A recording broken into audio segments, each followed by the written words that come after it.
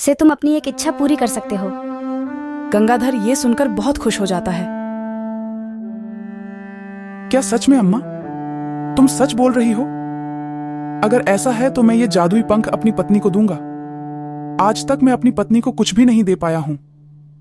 इस जादुई पंख को पाकर वो बहुत खुश हो जाएगी। हाँ अच्छा अम्मा, अब मैं चलता हूं। अच्छा ठीक है बेटा, जैसी तेरी मर्जी। जिसके बाद गंगाधर वो जादुई पंख लिए जंगल के रास्ते से अपने घर जा ही रहा होता है कि तभी वो देखता है कि जंगल में एक जगह एक आदमी बहुत बुरी हालत में बैठा रो रहा होता है। उसके रोने की आवाज सुनकर गंगाधर उसके पास जाता है। अरे भाई, कौन हो तुम और रो क्यों रहे हो? आखिर क्या बात है? क्या कोई परेशानी है? बताओ मुझे, तुम रो क्यों रहे हो? मैं घोर परेशानी में हूं। मैं मरने वाला हूं। मुझे नहीं लगता कि अब मैं जिंदा बच सकूंगा भाई। उसकी ये बात सुनकर गंगाधर हैरान हो जाता है। ये तुम क्या कह रहे हो? कौन हो तुम और आखिर तुम क्यों मरने वाले हो? बताओ मुझे, क्या हुआ है तुम्हारे साथ? मैं पढ़ौसी राज्य का मंत्री सेवक राम हूं। कल सुबह मेरे जीवन की आखिरी सुबह होगी। मुझे मृत्युदंड की सजा सुनाई गई है। मेरा जीवन समाप्त होने को है। अगर मैंने जल्द से जल्द राजा की इच्छा पूरी नहीं की तो वो मुझे मृत्युदंड दे देंगे। मृत्युदंड? लेकिन क्यों? क्या इच्छा है राजा की? बताइए मुझे। राजा की पत्नी और हमारी महारानी को एक बीमारी हो गई है। महारानी प्रिय रानी है और पूरे राज्य में सबसे सुंदर स्त्री भी। लेकिन कुछ दिनों से उन्हें एक ऐसी बीमारी ने घेर लिया है जिसकी वजह से उनके पूरे शरीर पर बहुत ही भद्दे और खराब दिखने वाले निशान हो गए हैं, जिसकी वजह से अब वो बहुत क्रूर नजर आती है। दरबार में कई वैद्यों को बुलाया गया, लेकिन किसी के भी पास रानी की इस बीमारी का इलाज नहीं मिला, जिसकी वजह से राजा ने मुझे आदेश दिया है कि अगर जल्द से जल्द मैंने उस वैद्य को नहीं ढूंढा जिसके पास रानी की इस बीमारी का इलाज हो तो वो मुझे मृत्युदंड दे देंगे। अरे रे, आप चुप हो जाइए। आपकी समस्या का इलाज है मेरे पास। तुम मुझे अपने राजा के महल ले चलो।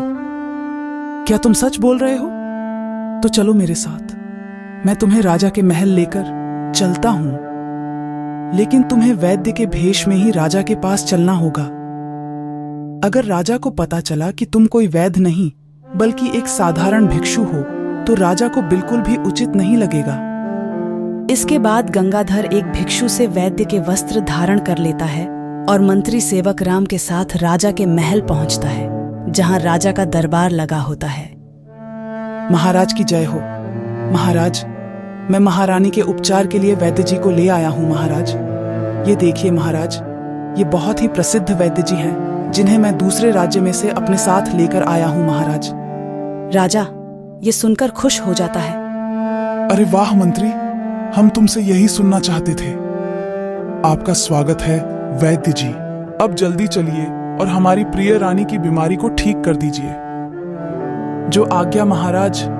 इसके बाद सभी रानी के पास जाते हैं, जहां रानी विश्राम कर रही होती है और कुछ दसिया रानी के पास बैठी सेवा कर रही होती है। उठिए हमारी प्रिय रानी, देखिए आपकी बीमारी ठीक करने के लिए दूसरे राज्य से प्रसिद्ध वैद्य जी आए हैं। तभी रानी अपनी आंखें खोलती है। रानी के पूरे चेहरे और हाथ पर बहुत ही अजीब और खराब दिखने वाले भद्दे निशान होते हैं, जिसकी वजह से रानी बहुत डरावनी दिख रही होती है। नहीं नहीं महाराज, मैं किसी को अपना चेहरा नहीं दिखाऊंगी। देखिए तो कितनी कुरूप दिख रही हूँ मैं। नहीं नहीं, मैं नहीं दिखाऊंगी अपना चेहरा। रानी, तुम मेरी प्रिय रानी हो। यह तुम क्या बोल रही हो? देखो वैद्य जी आए हैं, यह अवश्य ही तुम्हारी बीमारी को ठीक कर देंगे। गंगाधर रानी के शरीर के सारे अजीब और भद्दे निशान देखता है और थोड़ा हैरान हो जाता है। इसके बाद गंगाधर बूढ़ी अम्मा का दिया हुआ जादुई पंख अपने हाथ में लेता है। तभी उसे याद आता है कि अम्मा ने कहा था इस जादुई पंख से कोई एक इच्छा पूरी की जा सकती है। हे जादुई पंख, मेरी इच्छा है कि तुम रानी के ये भद्दे निशान दिखने वाली बीमारी ठीक कर दो।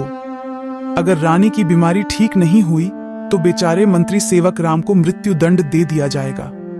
तभी गंगाधर जैसे ही जादुई पंख को रानी के मुख पर रखता है, अचानक देखते ही देखते काफी तेज रोशनी होती है और रानी के सारे भद्दे और खराब दिखने वाले निशान गायब हो जाते हैं। ये देखकर सभी बहुत खुश हो जाते हैं। महाराज देखिए, देखिए ना, मैं एकदम ठीक हो गई हूँ।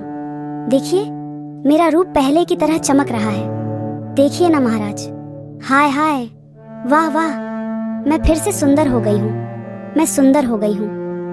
हाँ हमारी प्रिय रानी, हम देख सकते हैं तुम्हारा रूप पहले की ही तरह चमक रहा है। वाकई ये हमारे लिए बहुत खुशी की बात है। वाह हमारे प्रिय मंत्री, हम तुमसे बहुत प्रसन्न हुए। अब तुम्हें मृत्युदंड नहीं दिया जाएगा। वैद्य जी, तुम्हारा बहुत बहुत धन्यवाद जो तुमने हमारी प्रिय रानी की बीमारी को ठीक कर दिया। हम आपको भेंट स्वरूप 100 सोने की मोहरें देते हैं। इतना सुनते ही गंगाधर खुश हो जाता है।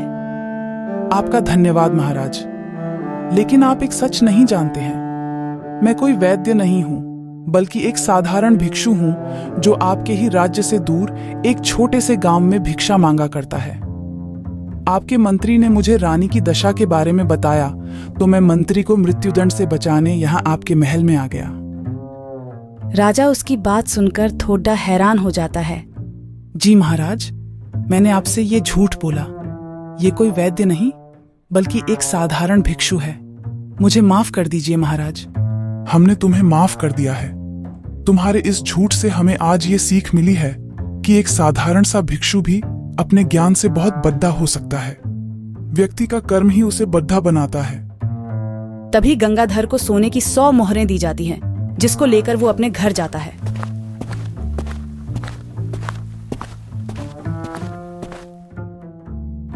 अरे, कहाँ चले गए थे आप? मैंने आपको कहाँ नहीं ढूंढा, बताएं मुझे। तभी गंगाधर उसे सारी बात बताता है। अरे, क्या आप सच बोल रहे हैं?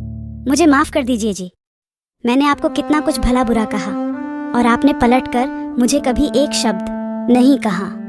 आप सच में बहुत नेक दिल और ज्ञानी इंसान हैं। मुझे माफ कर दीजिए।